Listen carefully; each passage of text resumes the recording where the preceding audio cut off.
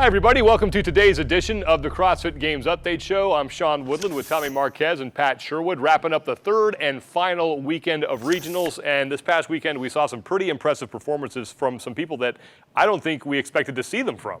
We saw impressive performances from healthy athletes, and then we saw potentially the most impressive one from somebody that looked like her weekend was over.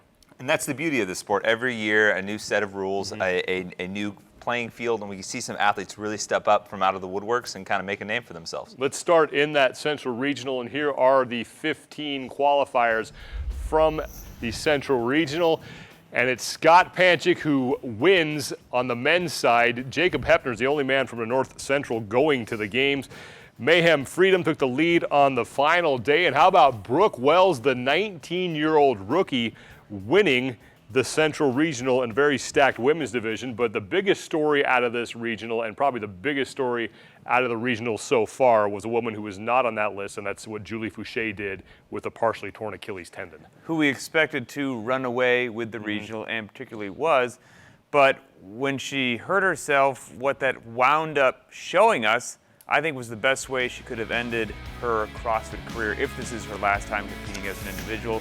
She kind of said it herself on her Instagram, where she was like, this isn't how, when she played it in her head, how she saw it ending, but what it gave her the opportunity to see firsthand was how supportive the community was of her, just for the spirit that she showed. And just to put some perspective on her performances though thus far, in event 3, 300 women tackled this across all the regional weekends. She beat 255 of them. And then in event 6, with 306 women tackled this, she was one of only 45 women to finish this. She took 39th.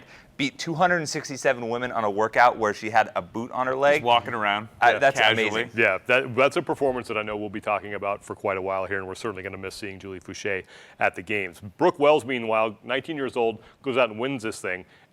Obviously has a couple things to work on when you look at her finishes, but she's going to be around for a while given these numbers. Yeah, and what I'm really impressed with is she starts it off with a bang with an event record in Randy, and an event record that she gets to walk away with, being it was the last week of regionals. But if you look at it, she beat 9 different individual games athletes at the Central Regional to make it to the games this year, including Akinwale, Tovar, Barden, Holcomb, Barber, Deborah Kortner-Carson. I mean, these are names that we're used to seeing perennially at the games, and she beat them all.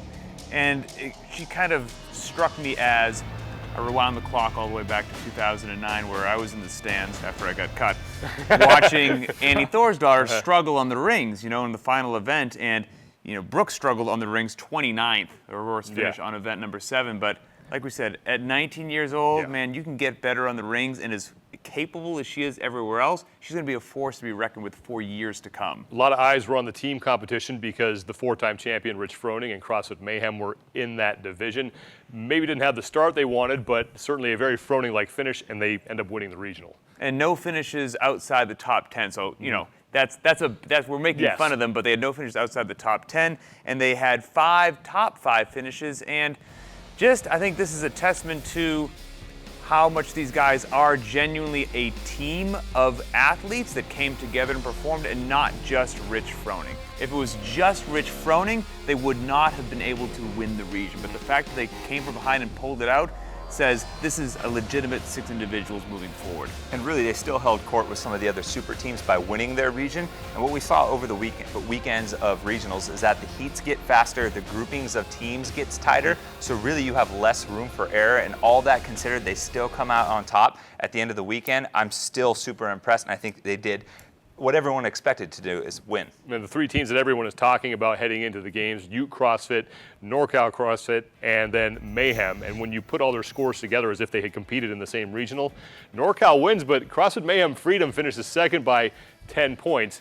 Something to chew on there as we head towards Carson and what should be a I bet Ute is chewing on that hard. Yeah, pretty exciting team competition, and that's going to get Instagrammed, I'm sure, more than one time as the teams continue to talk that smack via social media. On the men's side, Scott Panchik is another one like Mayhem that slowly rose to the top, and then at the end, he was where we expected him to be. And really, I think all that matters with Scott Panchik is that when the dust settled on event 7, the smoke cleared, is that he was on top and in first place. It's a very similar situation to CrossFit Mayhem, but if you look at his weekend as a whole, his worst finish was 9th, all event finishes inside the top 10. The only other 2 male athletes to do that all regionals long was Matt Fraser and Roy Gamboa in the South. That's one of 3 athletes. That's elite company, and that's what you would expect from a guy that we think can win the games.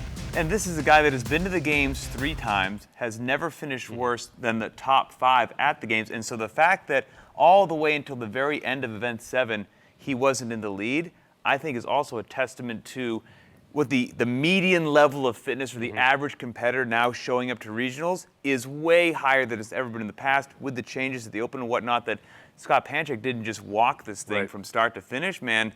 It's only going to get crazier every single year. Let's head across the Atlantic to the Meridian Regional, where we had a pair of extremely impressive performances from the individuals. Jonakoski wins 4 events to take first place there.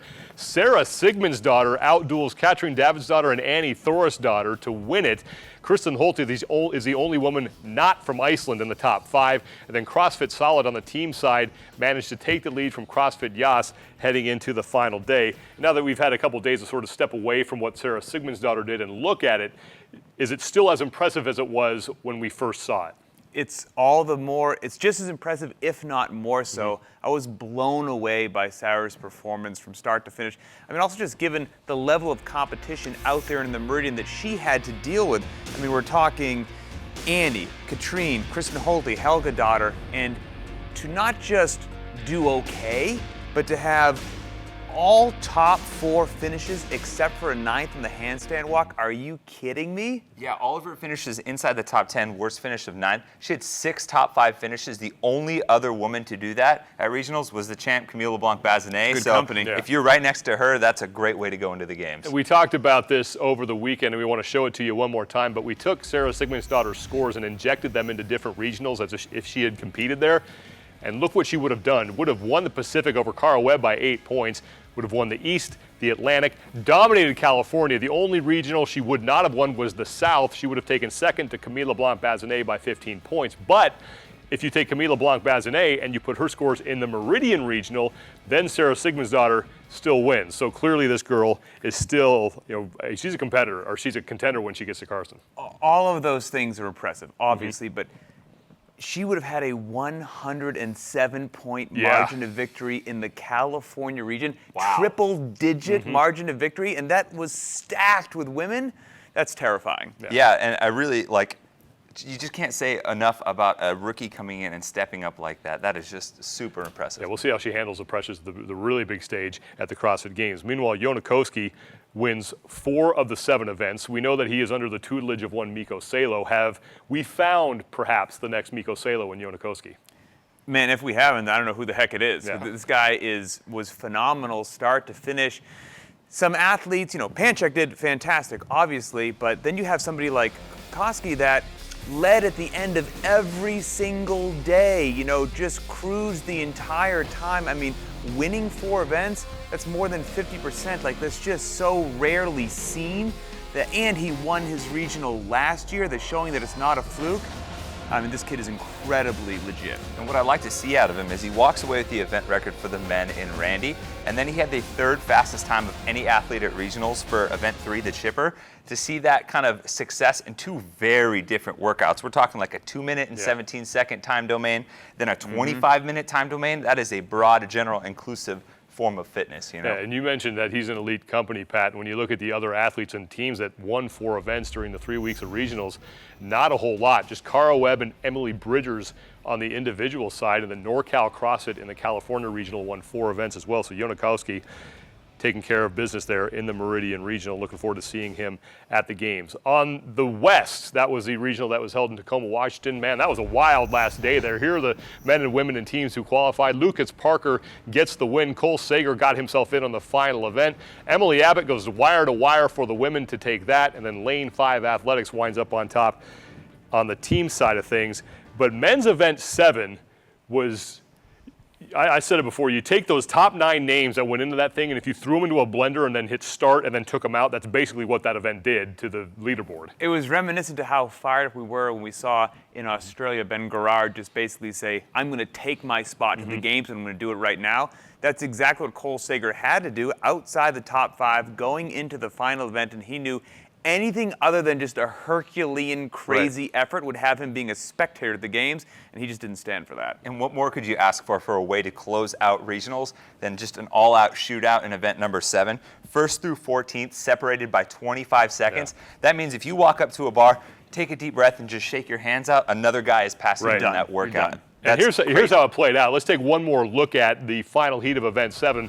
Spots 1 through 9 all had a shot here.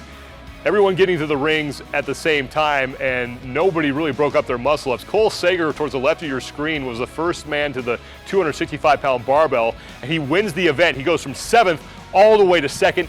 He gets into the games. Meanwhile, Kevin Simons in the middle of your screen would finish. Joe Scally would finish, and that was trouble for both Tyson Takasaki and Brent Fikowski. Takasaki, however, survived. Brent Fikowski on the right, though, didn't, and for the second straight year, Fikowski goes from being in the games heading into the final event to being on the outside looking in, and he only missed it by a couple of points, as did Cody Anderson. We're going to see that guy again. I mean, Yeah. it's kind of like the Emily Bridgers deal, or China Cho, who made it to the games for a few years, was just outside but never lost that fire, and just once they get back in, man, watch out. You got to feel for him, but still, I mean, coming to that last event, sometimes it just doesn't roll your way, especially he didn't miss a lift, I don't think, so it's just unfortunate. A lot of great performances to choose from, but Pat, you can only pick one. Who's your top performer for week 3? This was easy. I mean, Sarah Sigmund's daughter, hands down.